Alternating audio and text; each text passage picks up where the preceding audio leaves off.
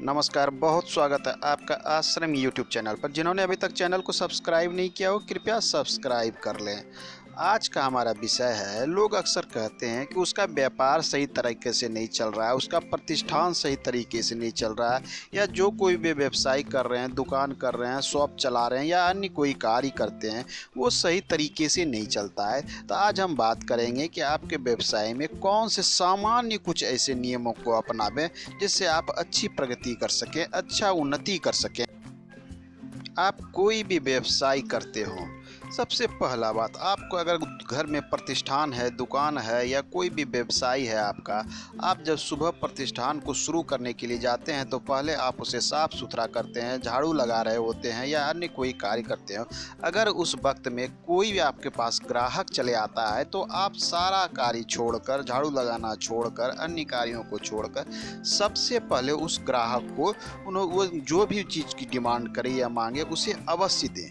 पहला ग्राहक को कभी भी अपने प्रतिष्ठान से वापस नहीं जाने देना चाहिए किसी भी तरह से।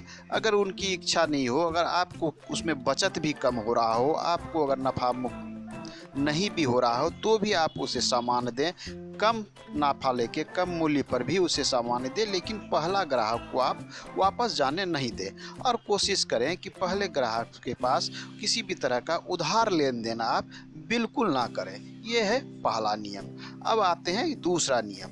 अक्सर हम देखते हैं कि हमारे प्रतिष्ठान का कोई ऐसा भी ग्राहक होता है जो अक्सर हमारे यहाँ आता है और यहीं से सामान ले जाता है, लेकिन वो कभी कभी होता है क्या है कि वो दूसरी दुकान की ओर, दूसरे प्रतिष्ठान की ओर अपना रुख कर लेता है और सामान लेना बंद कर देता है। तो आपका जो भी पुराना ग्राहक हो, आप जब भी पुराने ग्राहक से जब बात करने के लिए आप जो है पीले गेंदे का फूल को पीस लें और सुबह स्नान करके उसे अपने माथे पर लगावें और अपने ग्राहकों से बात करें, खास करके उन पुराने ग्राहकों से जो आपकी दुकान में बहुत दिनों से आ रहे हैं, लगातार आते हैं, बराबर आपके यहाँ सामान लेते हैं। इस प्रकार वो ग्राहक आपके पास हमेशा के लिए बने रहेंगे, वो किसी अन्य जगह नहीं जाएंगे।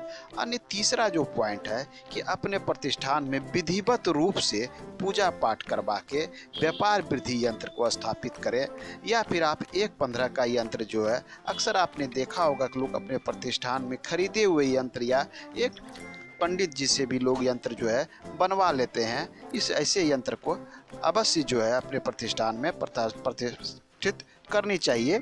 जैसे 1-15 का यंत्र जो है काफ़ी कॉमन है, अक्सर ऐसे जो है प्रतिष्ठान में देखने को मिलते हैं।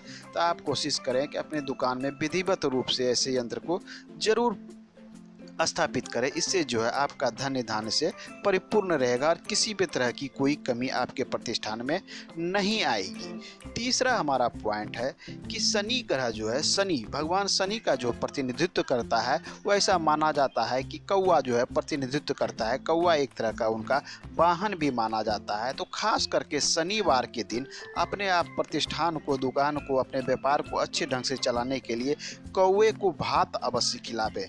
उबले हुए भात चावल जो आप घर में प्रयोग करते हैं, वो कौवा को आपके आंगन में या छत पे या जहाँ भी कौवा अक्सर आता हो आपके घर के आसपास, उसे खाने के लिए अवश्य दे। क्योंकि शनि जो है वो आदमी के कैरियर का कारक होता है, भाग्य वृद्धि का कारक होता है, आपके कार्य का प्रतिनिधित्व करता है। तो अगर ये कौवे आपसे खुश रहेंगे तो शनि ग्रह आप पर विशेष कृपा रहेगी शनि देवता की, और आपका जो है परिपूर्णता आपके दुकान में बनी रहेगी। अन्य चीज़ों की, अन्य जो चौथे पॉइंट की बात करें तो एक छोटा सा काम आप कर सकते हैं। कच्चा सूत ले लें, उसे केसर से अच्छी तरह से रंग लें और स्नान ध्यान करके सुबह के समय जो है अपने प्रतिष्ठान में, दुकान में कहीं भी उसे बांध दे उस कच्चे सूत को, केसर युक्त कच्चे सूत के। इससे आपकी दुकान में धन धान्य की परिपूर्णता बनी रहती है। अन्य पॉइंट की बात करें तो संध्या के समय अपनी दुकान में संध्या वंदना अवश्य करें, सांझ अवश्य दिखाएं। अंतिम पॉइंट की बात करें तो भगवान गणेश विघ्नहर्ता माने जाते हैं। अगर आपका दुकान प्रतिष्ठान सही तरीके से नहीं चल रहा है तो भगवान श्री गणेश के बीज मंत्र ओम गण गणपतिये नमः का एक माला रोज अवश्य जाप करें। आपको विशेष प्रगति और तरक्की, अपने व्यवसाय में उन्नति देखने को मिलेगी। ये काफ़ी आजमाए हुए चीज़ है, इसका प्रयोग करके आप देख सकते हैं। आज के अंक में इतना ही, मिलते हैं अगले अंक में।